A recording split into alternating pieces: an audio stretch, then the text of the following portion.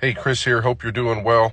This is part one of, I guess, an 8-part series where I'd like to share with you what I call my 8 relational realities of leadership. These are things that both through experience and research I've been able to come up with over close to 30 years of being in the people business. And then more recently, I've been able to share these through speaking and teaching and certainly in my upcoming book. So the first one that I'd like to share is relational reality number 1 is control yourself, influence others. You see, at the end of the day, the awesome thing about leadership is that it's influence, and we essentially do it with our hands in our pockets.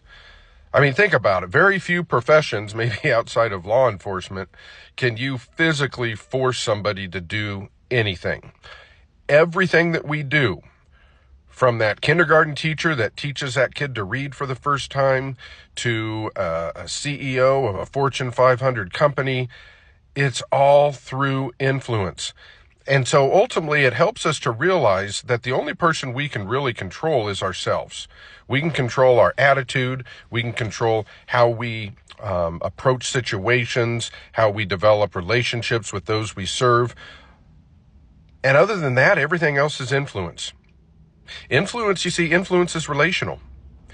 And so I just want to encourage you, what things are you trying to control that at best should be more relational influence? Or maybe it isn't worth your time worrying about it.